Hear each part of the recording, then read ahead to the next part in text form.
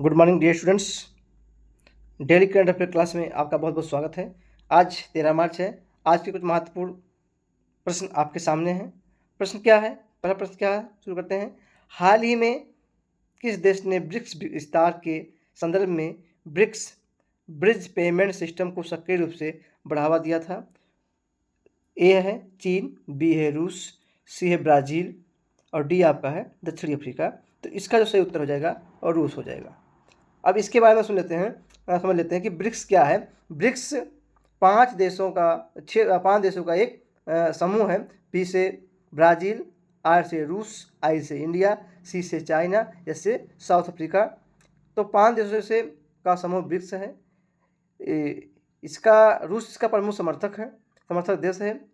ठीक, तो next question का है, यहाँ इसका दिया गया होगा, व्याख्या दिया होगा, उसको देख लेते हैं। तो व्याख्या मैंने आपको बताया। नेक्स्ट क्वेश्चन है, क्वेश्चन नंबर 2 है बच्चों, क्या है कि international solar system alliance ISA का मुख्यालय कहाँ स्थित है? तो A Nai Delhi, B Gurugram, C Paris और डी अबू धाबी। तो इसका उत्तर हो जाएगा गुरुग्राम। और आप जानते हैं गुरुग्राम हमारे देश के मतलब हरियाणा का एक शहर है। तो इसका स्थापना 2015 में हुआ था। स्थापना किया था हमारे देश के प्रधानमंत्री नरेंद्र मोदी और फ्रांसिस होलैंड। कौन? फ्रांसिस होलैंड और हमारे देश के प्रधानमंत्री नरेंद्र मोदी जी ने इसका जो है उद्घाटन किया था। इसका मुख्यालय कहाँ है? गुरुग्राम में। देखिए ISA का मुख्यालय भारत के गुरुग्राम में स्थित है और यह सौर ऊर्जा के सहयोग को बढ़ावा देता है। प्रश्न संख्या 3 क्या बच्चों, कि हाल ही में किस देश ने AI सेफ्टी समिट की मेजबानी की थी?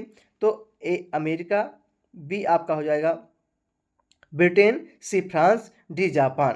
तो इसका उत्तर हो जाएगा बच्चों ब्रिटेन। भाई इसमें जितने भी क्वेश्चन लिए गए हैं सब परीक्षा के उपयोग से बहुत ही महत्वपूर्ण है। तो क्या हो गया? ब्रिटेन हो गया। तो पहला AI सेफ्टी समिट किसकी मेजबानी में हुआ था? ब्रिटेन की मेजबानी में हुआ था। इसका मुख्य विषय क्या था? AI का दुरुपयोग, साइबर सुरक्षा और मानव नियंत्रण। इसका मुख्य उद्देश्य यही था। तो कहाँ हुआ था? इसका ब्रिटेन में हुआ था। देखिए इसका क्या है कि AI सुरक्षा से जुड़े वैश्विक नियमों पर चर्चा की गई। यह सम्मेलन कहाँ हुआ? ब्रिटेन में आयोजित हुआ। पर क्वेश्चन नंबर 4 क्या है कि अल्टमिस अकॉर्ड्स मुख्य रूप से किससे संबंधित है? तो अब क्या है? ए है जलवायु परिवर्तन, बी है अंतरिक्ष अन्वेषण सहयोग, सी है परमाणु निस्त्रीकरण और डी है आपका समुद्र सुरक्षा। तो क्या इसका हो जाएगा? इसका उत्तर बच्चों हो जाएगा अंतरिक्ष अन्वेषण सहयोग। इसका हम व्याख्या समझ लेते हैं। तो सबसे पहले जो है नासा ने 2020 में अल्टमिस अकॉर्ड शुरू किया था। इसका उद्देश्य क्या है? उद्देश्य है चंद्रमा और अंतरिक्ष के शांतिपूर्ण उपयोग के लिए नियम बनाना है। इस पर कई देशों ने क्या किया था? हस्ताक्षर किया था। तो कुल मिलाकर इसका उत्तर क्या हो जाएगा? अंतरिक्ष। देखिए अल्टमिस अकॉर्ड्स अंतरिक्ष अन्वेषण के रूप में लिया गया है। देखिए अभी व्याख्या देते हैं कि नासा द्वारा शुरू किया गया समझौता चंद्र अन्वेषण में अंतर्राष्ट्रीय सहयोग बढ़ाता है। प्रश्न संख्या क्या आपका है? प्रश्न संख्या आपका 5 क्या कह रहा है? 5 कह रहा है कि ग्लोबल मेथेन प्लेज का मुख्य उद्देश्य क्या है? तो ग्लोबल मेथेन का मुख्य उद्देश्य ऑप्शन ए है CO2 को कम करना, मीथेन उत्सर्जन कम करना, ओजोन परत बचाना, समुद्री प्रदूषण कम करना। तो ग्लोबल मेथेन है प्लेज का मुख्य उद्देश्य क्या हो गया? इसका मुख्य उद्देश्य है मीथेन उत्सर्जन को कम करना, जिससे 2030 तक मीथेन के उत्सर्जन में 30% तक कमी की जा सके। क्योंकि मीथेन जानते हैं आप लोग एक शक्तिशाली ग्रीन हाउस गैस है। तो इसका मुख्य उद्देश्य क्या है? मीथेन उत्सर्जन को कम करना। चलिए चलते हैं, इसका व्याख्या क्या है? मीथेन उत्सर्जन को काफ़ी कम करना 2030 तक। प्रश्न संख्या 6 क्या है कि निपुण भारत मिशन का मुख्य उद्देश्य क्या है? ए है डिजिटल शिक्षा, बी है बुनियादी साक्षरता और संख्यात्मकता और सी है उच्च शिक्षा सुधार और डी आपका है कौशल विकास। तो ये जो निपुण भारत मिशन है ये आपका बच्चों है बुनियादी साक्षरता और संख्यात्मकता से है। इसका मुख्य उद्देश्य क्या है? कक्षा 3 तक के सभी बच्चों को पढ़ना लिखना और गणना करना आ जाए। ये जो है क्या कहते हैं? निपुण भारत मिशन नई शिक्षा नीति 2020 का हिस्सा है। क्या नई शिक्षा नीति 2020 का क्या है? हिस्सा है। प्रश्न क्या है? नेक्स्ट क्या है कि PM मित्र स्कीम किससे संबंधित है? रक्षा उद्योग, टेक्सटाइल उद्योग, सेमीकंडक्टर उद्योग, डी आपका कृषि प्रसंस्करण उद्योग। तो बच्चों इसका है जो PM मित्र स्कीम है किससे है? टेक्सटाइल उद्योग से है। इसका मुख्य उद्देश्य है 7 मेगा टेक्सटाइल पार्क स्थापित करना, रोजगार को बढ़ावा देना और भारत को वैश्विक टेक्सटाइल हब बनाना। इसके तीन उद्देश्य हैं। पहला क्या है? 7 मेगा स्टोर खोलना, रोजगार को बढ़ावा देना और विश्व में भारत का वैश्विक टेक्सटाइल हब बनाना। तो इसके मुख्य उद्देश्य हैं। आज इस एक्सप्लेनेशन कुछ बड़े हैं। प्रश्न संख्या 8 क्या है? 8 कह रहा भारत की पहली सेमीकंडक्टर निर्माण इकाई किस राज्य में स्थापित की गई है? तो भारत की पहली सेमीकंडक्टर जो है इकाई कहाँ? गुजरात राज्य में क्या की गई है? स्थापित की गई है। इसकी किसके साझेदारी से जो स्थापित किया गया है? तो पहला टाटा ग्रुप और ताइवान सेमीकंडक्टर मैन्युफैक्चरिंग कंपनीज दोनों मिलके इस इकाई का निर्माण भारत के गुजरात राज्य में किया है। इसका उद्देश्य क्या है? इलेक्ट्रॉनिक्स उत्पादन बढ़ाना, आयात पर निर्भरता कम करना। जो हमारे देश में आयात किया जाता है उसकी निर्भरता कम करना तथा इलेक्ट्रॉनिक उत्पाद बढ़ाना इसका मुख्य उद्देश्य है। प्रश्न संख्या 9 क्या है? कि ग्रीन हाइड्रोजन मिशन का मुख्य उद्देश्य क्या है? ए, कोयला उत्पादन, बी, स्वच्छ ऊर्जा उत्पादन, सी, परमाणु ऊर्जा और डी आपका होगा जल संरक्षण। तो इसका उत्तर क्या हो जाएगा? स्वच्छ जल ऊर्जा उत्पादन। इसका मतलब क्या है कि स्वच्छ ऊर्जा मतलब क्या है? इसका पहले क्या है? लक्ष्य क्या है? भारत को ग्रीन हाइड्रोजन का वैश्विक केंद्र बनाना और 2030 तक 5 मिलियन टन उत्पादन करना। किसका? स्वच्छ ऊर्जा का उत्पादन करना। इसका जो है ग्रीन हाइड्रोजन मिशन का मुख्य उद्देश्य है। प्रश्न संख्या 10 क्या है? प्रश्न संख्या 10 है कि भारतीय संविधान की कौन सी अनुसूची पंचायती राज से संबंधित है? अब यहाँ आपके दिमाग में आ गया होगा कि ये कौन सा करंट अफेयर है, क्योंकि आप लोग जान रहे हैं इस समय उत्तर प्रदेश राज्य में पंचायत चुनाव की सरगर्मी बढ़ी हुई है।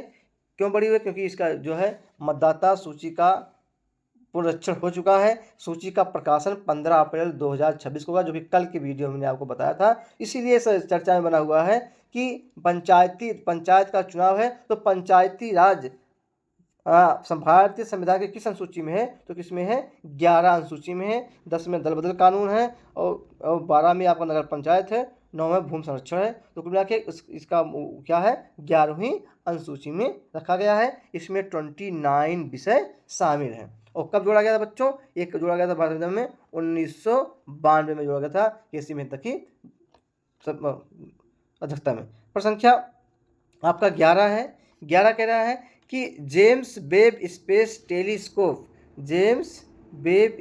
टेलीस्कोप मुख्यतः किस प्रकार के अवलोकन के लिए डिजाइन किया गया है? ए, एक्सरे, बी, इंफ्रारेड, सी, अल्ट्रावायलेट, डी, रेडियो। तो इसका क्या हो जाएगा उत्तर? इंफ्रारेड। क्या हो जाएगा? इंफ्रारेड। इसका लॉन्च कब किया गया था? इसको लॉन्च किया गया था 2021 में। इसका उद्देश्य क्या था? प्रारंभिक ब्रह्मांड का अध्ययन करना था। प्रश्न संख्या जो है 12 है। प्रश्न संख्या 12 कह रहा है कि क्वांटम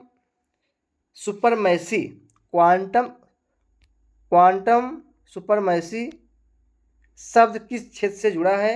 अंतरिक्ष विज्ञान, क्वांटम कंप्यूटिंग, जैव प्रौद्योगिकी और रोबोटिक्स। तो क्वांटम सुपरमैसी शब्द जो है क्वांटम कंप्यूटिंग से जुड़ा हुआ है। नेक्स्ट क्या है? 13 नंबर है कि Cas9 तकनीकी का उपयोग किसमें किया जाता है? तो इसका हो जाएगा जीन उत्पादन। क्या है? पहला जीन उत्पादन, बी, रोबोट नियंत्रण, सी, अंतरिक्ष यात्रा, डी है मौसम पूर्वानुमान। तो इसका उत्तर हो जाएगा Cas9 का उत्तर हो जाएगा जीन संपादन में। Cas1 क्या है समझ लीजिए इसके बारे में कि एक जीन एडिटिंग क्या है? तकनीकी है। इसका उपयोग क्या था? आनुवंशिक रोगों का इलाज करने में, बहुत इंपॉर्टेंट है। आनुवंशिक रोगों का इलाज करने में, कृषि के सुधार में इसके साथ क्या है? बायोटेक्नोलॉजी में इसका उपयोग किया जाता है। प्रश्न संख्या आपका 14 है कि डार्क मैटर का अध्ययन मुख्यतः किस क्षेत्र में होता है?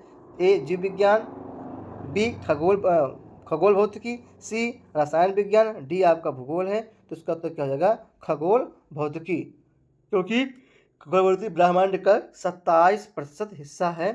ठीक है। अगला प्रश्न है, प्रश्न संख्या 15 है। तो जो बताए कि डार्क भौतिकी के द्वारा ब्रह्मांड का जो है ब्रह्मांड का अध्ययन किया जाता है। प्रश्न संख्या आपका 15 क्या है? 15 आपको कह रहा है कि लॉरेंज पॉइंट किससे संबंधित है? उपग्रह कक्ष, बी ग्रहों की कक्ष, सी तारों का विकास, डी धूमकेतु। तो इसका क्या हो जाएगा? ग्रहों की कक्ष। क्या हो जाएगा? ग्रहों की संरचना। नेक्स्ट प्रश्न क्या है कि ये अंतरिक्ष में गुरुत्वीय संतुलन वाले बिंदु होते। प्रश्न 16 क्या है कि विश्व जल दिवस कब मनाया जाता है? जो विश्व जल दिवस 22 मार्च को मनाया जाता है। आज 13 मार्च है, आज के 9 दिन बाद 22 मार्च को विश्व जल दिवस मनाया जाएगा। विश्व जल दिवस इसकी शुरुआत हुई थी बच्चों 193 में, मतलब 1993 में, माने 1993 में इसकी खोज हुई थी, मतलब इसकी शुरुआत हुई थी। ठीक है। उद्देश्य क्या था? जल संरक्षण के प्रति जागरूकता, माने जल के संरक्षण के प्रति क्या था? जागरूकता था। प्रश्न क्या है? 17 है। क्या 17 बच्चों? देखिए कि रामसर कन्वेंशन किससे संबंधित है, इसके बारे में थोड़ा सा हम लोग समझ लेते हैं कि रामसर क्या है। तो रामसर संरक्षण क्या है? आदिभूमि संरक्षण से संबंधित है। इसकी स्थापना हुई थी 1971 में। रामसर है कहाँ? ये ईरान का एक शहर है रामसर। आप लोग जान रहे हैं इसमें ईरान बहुत चर्चा में, क्योंकि ईरान इजराइल और अमेरिका से क्या हो रहा है? युद्ध हो रहा है, जिससे इस कारण हमारे देश में देख रहे हैं इसमें सिलेंडर गैस LPG की बहुत मारा पड़ा हुआ है। तो रामसर कन्वेंशन कहाँ है? आदिभूमि संरक्षण से संबंधित है। 18 है, UNDP का मुख्यालय कहाँ है? ए है जिनेवा, बी है न्यूयॉर्क, सी है पेरिस, बी है वियना। तो UNDP माने United Nations development programme, United, लिख लीजिए, यूनाइटेड नेशन डेवलपमेंट प्रोग्राम। इसका क्या मुख्यालय कहाँ है? इसका मुख्यालय है न्यूयॉर्क में। इसके लिए इसका उपयोग किया गया था स्थापना 1965 में। और स्थापना कब हुआ था? 1965। किसके लिए? गरीबी उन्मूलन के लिए। गरीबी उन्मूलन के लिए इसका प्रयोग इसकी स्थापना 1965 में की गई थी। क्वेश्चन नंबर 19 क्या है? 19 है G20 की स्थापना किस वर्ष हुई? बहुत बढ़िया है। तो G20 की स्थापना 1999, 2005, 2008, 1995। तो G20 की स्थापना हुई थी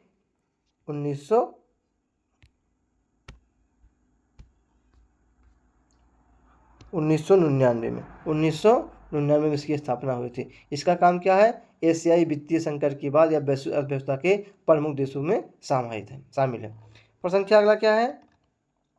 लास्ट आज का है कि ह्यूमन डेवलपमेंट इंडेक्स SDI किस संस्था के द्वारा जारी किया जाता है? वर्ल्ड बैंक, IMF, UNDP और WHO। तो ह्यूमन डेवलपमेंट इंडेक्स SDI किस स्थापित किया जाता है? इसका उत्तर क्या होगा? UNDP।